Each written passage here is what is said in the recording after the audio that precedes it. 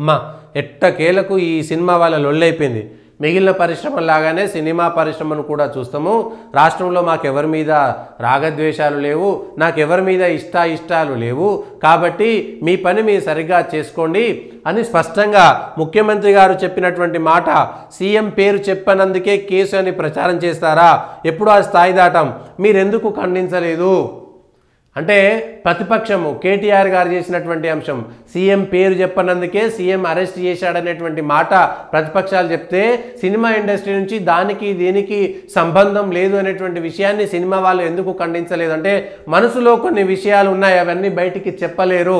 ముఖ్యమంత్రి గారు మనసులో కొన్ని పెట్టుకున్నారనేటువంటి విషయాన్ని ఇది బయటికి చెప్పారు. కానీ బయటికి చెప్పని మనసులో ఉన్నటువంటి సినిమా పరిశ్రమకు సంబంధించి ముఖ్యమంత్రి గారికి మధ్యన తెలవని ఒక రకమైనటువంటి అగాధం ఎందుకు వచ్చిందనేటువంటి విషయాన్ని అర్థం చేసుకోవాలి. ఇక విషయం ఏంటంటే వాళ్ళ దిల్ రాజు గారు దీన్ని డీల్ చేశారు. ఫిల్మ్ డెవలప్మెంట్ కార్పొరేషన్కి చైర్మన్గా తెలంగాణ సర్కార్ ఆయనను నామినేట్ చేసింది కాబట్టి ఆయన ప్రభుత్వంలో ఒక భాగం. ఇప్పుడు దిల్ రాజు గారు ప్రభుత్వంలో ఒక భాగము కాబట్టి ఆయన ఇనిషియేషన్ తీసుకోవాల్సి వచ్చింది. ఈ సినిమా వాళ్ళు సీఎం రేవంత్ రెడ్డి భేటీ అయినటువంటి సందర్భంలో చిరంజీవి రాలేదు, అల్లు అరవింద్ వచ్చారు కానీ చిరంజీవి రాలేదు. సరే సినిమా షూటింగ్లో ఉన్నాడా, గేమ్ చేంజర్లో ఉన్నారా, లేకపోతే ఇంకేదో ఆయన సంబంధించినటువంటి సినిమా షూటింగ్లో ఉన్నారా ఏంటి అనేటువంటిది పక్కన పెడితే చిరంజీవి గారు రాలేదు. తన కుటుంబానికి సంబంధించినటువంటి అంశం ఉంటుంది కాబట్టి చిరంజీవి గారు గతంలో దాసరి నారాయణరావు గారు పోషించినటువంటి పాత్రను పోషిస్తారా లేదా అనేటువంటిది వారు నిర్ణయం తీసుకోవాలి. ఎందుకంటే నేను ఇంకా సినిమా హీరోగానే ఉండిపోతాను, అట్లాంటి పని నేను చేయలేనటువంటి మాట చెప్తారా, పెద్ద దిక్కుగా ఉంటారా? ఇవాళ ఆరోపణలన్నీ కూడా చిరంజీవికి కుటుంబానికి కూడా వస్తున్నాయి. ఎందుకంటే అల్లు అర్జున్ చిరంజీవి కొడుకు కంటే కూడా జాతీయ స్థాయిలో ఉత్తమ నటుడు అవార్డు వచ్చినందుకు చిరంజీవి కుటుంబం కొద్దిగా దూరం పెట్టిందనేటువంటిది ఒక రకమైనటువంటి వాదన, ఒక వర్గం వారి వాదన. అల్లు అర్జున్ ఎన్నికల సందర్భంలో పవన్ కళ్యాణ్ పక్కన పెట్టి వచ్చిరనేటువంటిది ఒక వాదన. రెండు కూడా అల్లు అర్జున్కు ఉత్తమ నటుడు వచ్చినప్పటి నుంచి చిరంజీవి కుటుంబాన్ని దూరం పెట్టి నేనే గొప్ప నటుని, చిరంజీవి వాళ్ళతో సంబంధం లేదు, నాకే సొంతంగా అభిమానులు ఉన్నారనేటువంటి చర్చ కాబట్టి అందుకోసం రాలేదా ఎందుకోసం రాలేదా పక్కన పెడితే ఇప్పుడు తెలుగు సినిమా ఆంధ్రానా తెలంగాణలో ఇవాళ ఎవరో కాంగ్రెస్ నాయకుడు ఎమ్మెల్యే, నిజామాబాద్ రూరల్ ఎమ్మెల్యే ఎవరో ఆంధ్ర సినిమాగాలు వెళ్ళిపోవాలన్నారు. మరి ఆంధ్ర పెట్టుబడిదారులు, ఆంధ్రాకు సంబంధించిన ఇండస్ట్రియలిస్టులు అందరూ వెళ్ళిపోవాలన్నా, లేకపోతే ఇక్కడ పెట్టుబడి పెట్టినటువంటి వాళ్ళు భయపడుకుంటా చేతులు కట్టుకొని ప్రభుత్వానికి తలదించుకొని ఏ పని చేసినా తలొగ్గి పని చేయాలనేటువంటి విషయం పైన కూడా స్పష్టత ఇవ్వాలి. అది కాంగ్రెస్ పార్టీ విధానమా లేదంటే భూపతి రెడ్డి గారి విధానమా అనేటువంటిది రాష్ట్ర ప్రభుత్వం కూడా స్పష్టంగా చెప్పాలి. తెలంగాణలో ఆంధ్రోలు పెట్టుబడులు పెట్టొద్దు, తెలంగాణలో ఆంధ్ర సినిమాలు నడవద్దు, తెలంగాణలో ఆంధ్ర వాళ్ళు ఉండకూడదనేటువంటిది కాంగ్రెస్ ప్రభుత్వం యొక్క విధానమాన్ని కూడా తెలియజెప్పాల్సినటువంటి అవసరం కూడా ఈ సందర్భంగా ఉంది. కాంగ్రెస్ పార్టీకి సంబంధించినటువంటి ప్రభుత్వానికి, కాంగ్రెస్ పార్టీకి కూడా ఉంది. కాంగ్రెస్ పార్టీ అన్నిట్లలో కూడా ఈ గొడవ జరుగుతూనే ఉంది, అనవసరమైనటువంటి రప్చర్ చేసుకుంటూనే ఉన్నారు. ఏది నాగార్జునకు సంబంధించినటువంటి విషయంలో ఒక మంత్రి గారు మాట్లాడినటువంటి మాట, అల్లు అర్జున్ అరెస్ట్ విషయంలో కాంగ్రెస్ పార్టీ చేసినటువంటిది, ఈ పుష్ప సినిమాకు సంబంధించినటువంటి అంశంలో కాంగ్రెస్ పార్టీ జరిగినటువంటి రప్చర్ అంతా కూడా మోయలేని భారం. ఇవాళ ఏమీ కాకపోవచ్చులే కానీ వచ్చే ఎన్నికల నాటికి ఖచ్చితంగా దీనికి సంబంధించినటువంటి మూల్యం కాంగ్రెస్ పార్టీ చెల్లించుకోవాల్సినటువంటి పరిస్థితి వస్తుంది.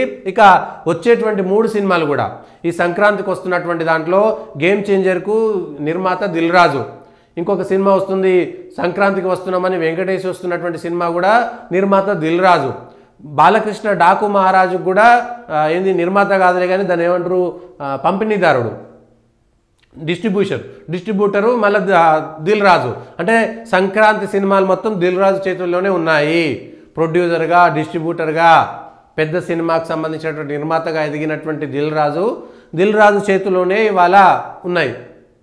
కాబట్టి ఆ సందర్భంగా బెనిఫిట్ షోలకి అవకాశం ఇస్తారా ఇవ్వరా? అసెంబ్లీలో చెప్పినట్టుగా నేను బెనిఫిట్ షోలకి అవకాశం ఇయ్యనని చాలా స్పష్టంగా ముఖ్యమంత్రి చెప్పారు కాబట్టి దాన్ని కట్టుబడి ఉంటారా? ఇంకొకసారి ప్రభుత్వంతో సినిమాకు సంబంధించినటువంటి పరిశ్రమ పెద్దలు మరొకసారి చర్చ చేస్తారనేటువంటిది కూడా సినిమాకు సంబంధించినటువంటి దిల్ రాజు గారు చెప్పారు. కాబట్టి ఇంకొకసారి జరిగేటువంటి చర్చల్లో దీనిపైన వెనక్కి తగ్గి ఓకే అప్పుడున్నటువంటి కోపంలో చెప్పాము కానీ ఇప్పుడు ఎందుకంటే దిల్ రాజుకు సంబంధించినటువంటి ప్రొడ్యూసర్, ఆయనకు సంబంధించి బెనిఫిట్ షోలు ఇవ్వకపోతే ఆయన నష్టపోతాడు. కాంగ్రెస్ పార్టీలో నామినేటెడ్ పోస్టులో ఫిల్మ్ డెవలప్మెంట్ కార్పొరేషన్ చైర్మన్గా ఉన్నటువంటి వ్యక్తికే ప్రభుత్వం సహాయం చేయకపోతే మిగిలినటువంటి వాళ్ళు ఏ విధంగా నమ్ముతారనేటువంటిది కూడా ఒక చర్చ. ఇక ప్రభుత్వం ఈ డ్రగ్స్కు వ్యతిరేకంగా అదేవిధంగా టూరిజంకు అనుకూలంగా సినిమా వాళ్ళు కూడా మాట్లాడాలి, సినిమా వాళ్ళు ప్రచారం చేయాలనేటువంటిది కూడా ఒక నిబంధన పెట్టింది ప్రభుత్వం. మరి దాన్ని ఏ విధంగా తీసుకుంటారు ఏంటి అనేటువంటి విషయాలు, సామాజిక బాధ్యతను, డ్రగ్స్ గంజాయి నిరోధానికి, పర్యావరణము, ఆలయ పర్యాటక ప్రచార బాధ్యత కూడా మీదే, ఇండస్ట్రీ సమస్యల పరిష్కారానికి మంత్రివర్గ ఉపసంఘం. మళ్ళీ ఏదో మంత్రివర్గ ఉపసంఘం పెట్టేసి దాని ద్వారా దిల్ రాజు ఉన్నాడు కాబట్టి మరొకసారి ఖచ్చితంగా ఈ సినిమాలన్నిటికీ బెనిఫిట్ షోలు వస్తాయి. బెనిఫిట్ షోల సందర్భంగా ఓన్లీ సినిమా హీరోలు మాత్రమే అక్కడికి వెళ్లకుండా బెనిఫిట్ షోలు మాత్రం వేస్తారు అనేటువంటిది స్పష్టంగా అర్థమవుతుంది. దీంతో ఈ వివాదం సద్దుమణుగుతుందా? ఎందుకంటే అల్లు అర్జున్ తండ్రి అల్లు అరవింద్ కూడా ఉన్నటువంటి మీటింగ్లో ఉన్నారు కాబట్టి దీంట్లో ఏం సమాధానం చెప్తారో అనుకోకుండా జరిగినటువంటి సంఘటన. ఇక్కడికి వెళ్లే ముందే 2 కోట్ల రూపాయలు ఆ కుటుంబానికి ఇచ్చారు కాబట్టి ఇక ఎటువంటి గొడవ లేదు, రాజకీయమైనటువంటి అంశాలు లేవు. అల్లు అర్జున్కి సంబంధించినటువంటి విషయంలో కూడా రాజకీయం చేయకపోవచ్చు అనేటువంటిది కూడా జరుగుతున్నటువంటి అంశం. మరి ఏ విధంగా ఈ సినిమా ఇండస్ట్రీ ప్రభుత్వము దాన్ని ఏం చేస్తారనేటువంటిది చూడాల్సినటువంటి అంశం.